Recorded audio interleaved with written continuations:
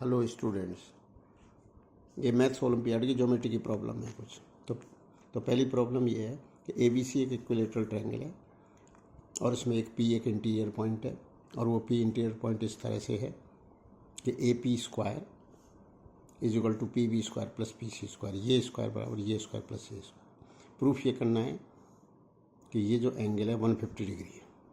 इसको प्रूफ इस तरह से करेंगे कि अपन ने CP पर एक एंगल बनाया 60 डिग्री और CQ CP के बराबर ली और Q को P से मिला दिया, तो ये अब इक्विलेटरल ट्रायंगल हो गया। क्योंकि ये एंगल 60 डिग्री है और CP बराबर CQ है, तो ये दोनों एंगल भी बराबर हैं, तो ये दोनों एंगल भी 60-60 हो गए। Now this is equilateral triangle, PCQ is a equilateral triangle. अब हम इसमें ये प्रूफ करेंगे कि ये जो ट्रायंगल है BCQ और ACP कॉन्ग्रुएंट है। तो देखो, इसको कॉन्ग्रुएंट के प्रूफ करने के लिए क्या प्रूफ करना है कि दिस इज एंगल अल्फा और ये पूरा 60 है, तो एंगल ACP 60 माइनस अल्फा है, तो ये अल्फा है, ये पूरा 60 है, तो ये एंगल भी BCQ भी 60 माइनस अल्फा है, तो ये दोनों एंगल आपस में बराबर हैं। अब ये इक्विलेटरल ट्रायंगल था ABC, तो AC बराबर BC है। फिर ये इक्विलेटरल ट्रायंगल है, तो इस ट्रायंगल की ये CP, तो इस ट्रायंगल की CQ के बराबर है, तो ये साइड इसके बराबर, ये साइड उसके बराबर और ये एंगल इसके बराबर।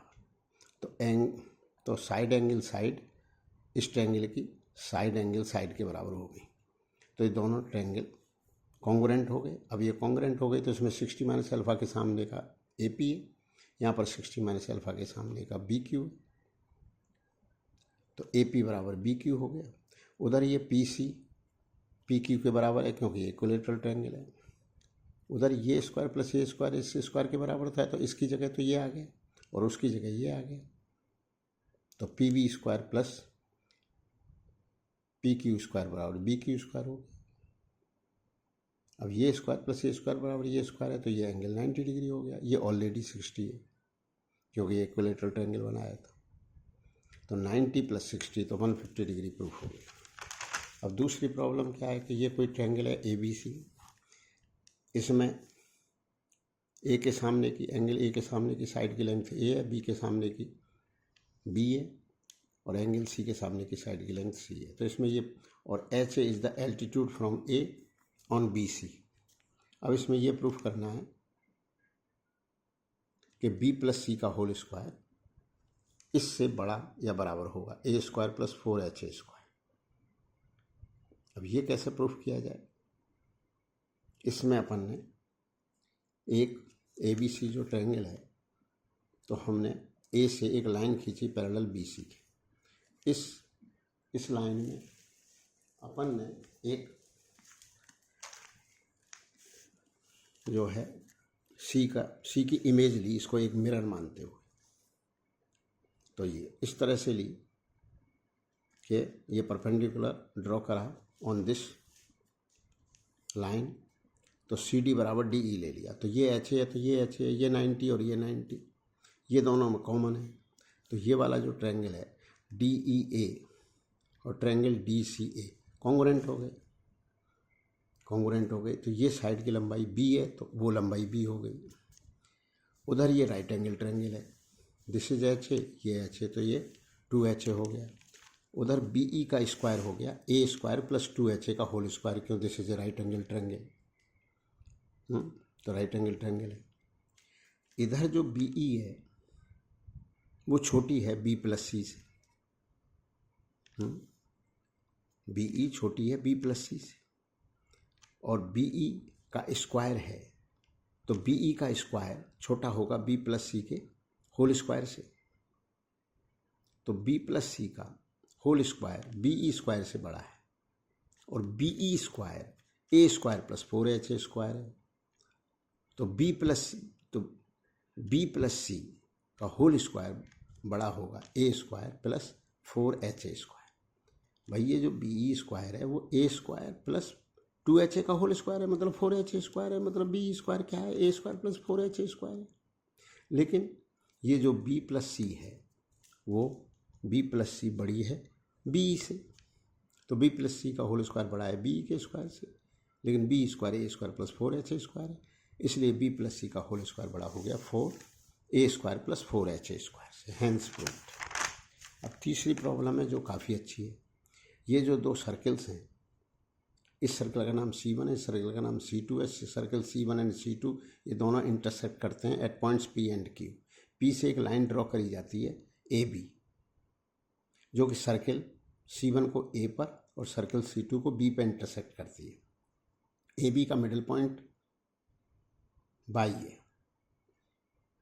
अब हमने Q से एक लाइन ड्रॉ करी बाई को मिलाते हुए, जो सर्कल C1 को X पर इंटरसेक्ट करती है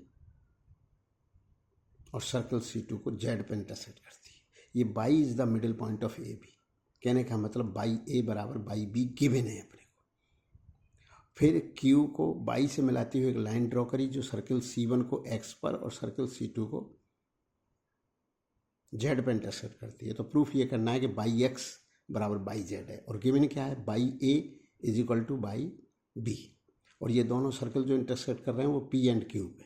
तो ये लाइन कहाँ से क्रॉस पास हो रही है, P से, और ये लाइन कहाँ से पास हो रही है, Q से।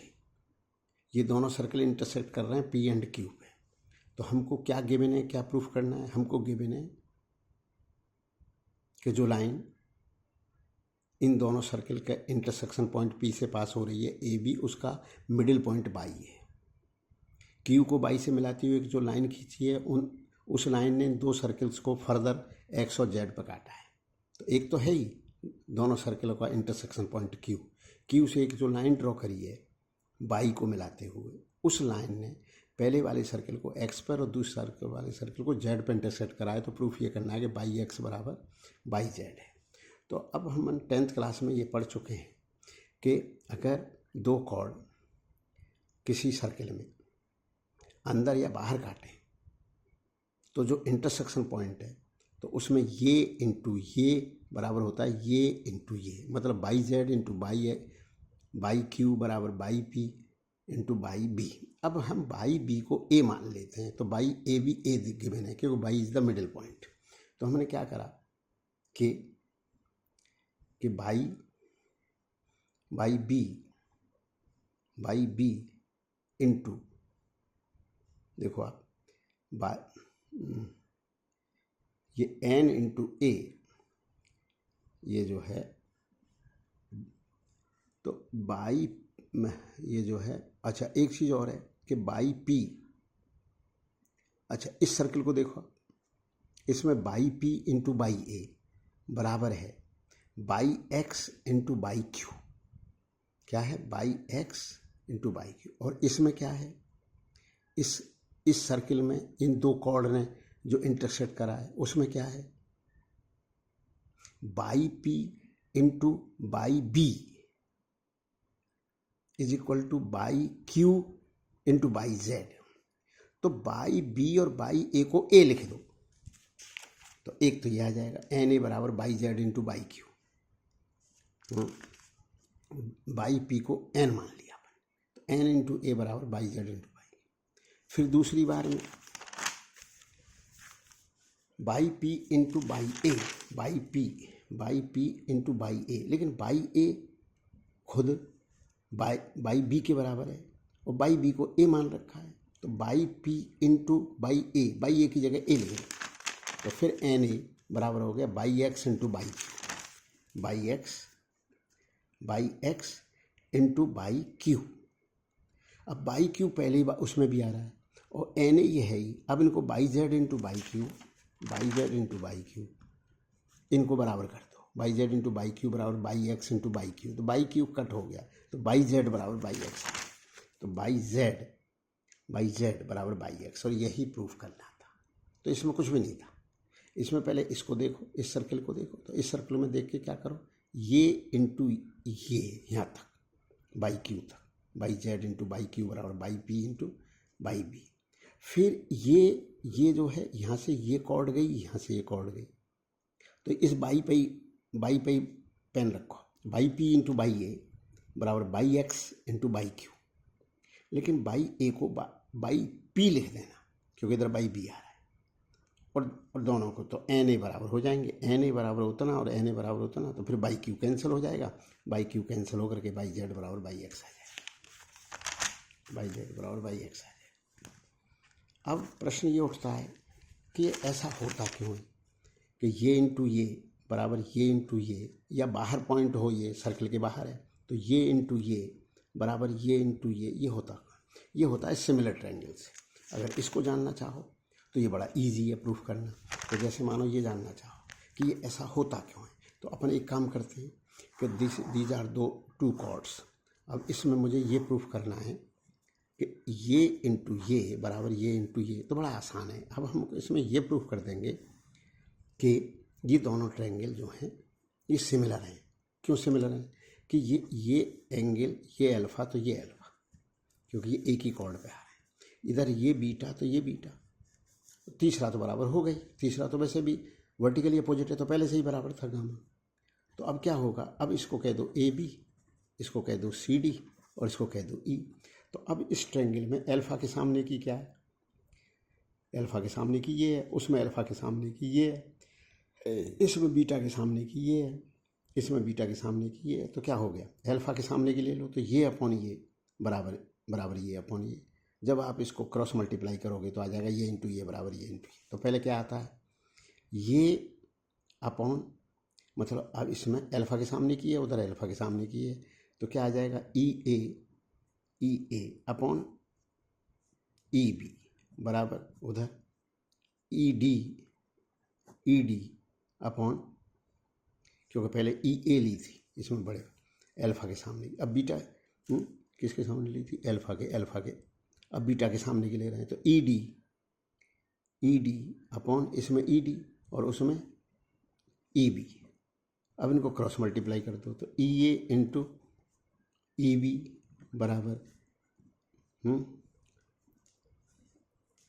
ई ए इंटू ई बी, कोई गड़बड़ हो गई यार, ई ए अपॉन ई सी था, ई ए अपॉन ई सी था, ई ए अपॉन ई सी बराबर ई ए अपॉन ई सी बराबर बीटा के सामने की ई डी अपॉन ई डी। तो अब आ जाएगा ई ए इंटू ई सी, ई ए इंटू, कुछ गड़बड़ हो गई भाई, क्यों गड़बड़ हुई, ई ए इंटू ये, यहाँ भी गड़बड़ हुई है, ई ए अपॉन ई सी, ई ए अपॉन ई सी बराबर है E D upon E B. तो गड़बड़ क्यों होगी, ई ए इंटू ई बी, हाँ आ तो रहा है, ई ए इंटू ई बी बराबर ई ए इंटू ई बी बराबर ई डी इंटू ई सी, ये था। तो ये एंगल दोनों क्यों बराबर हैं, एक ही कॉर्ड पे आ रहे हैं। ये एंगल क्यों बराबर है कि एक ही कॉर्ड पे आ रहे हैं, इस कॉर्ड पर डी बी पे, और ये अल्फ़ा किस पे आ रहे हैं, इस पे। तो ये अलग से प्रूफ है कि ये इंटू ये बराबर ये इंटू ये। फिर तीसरा भी लिखना चाहें तो ये अपॉन ये के बराबर है, तो ये कौन है, डी ए, क्योंकि दोनों सिमिलर ट्रायंगल है, तो D A upon B C. तो ये चीज़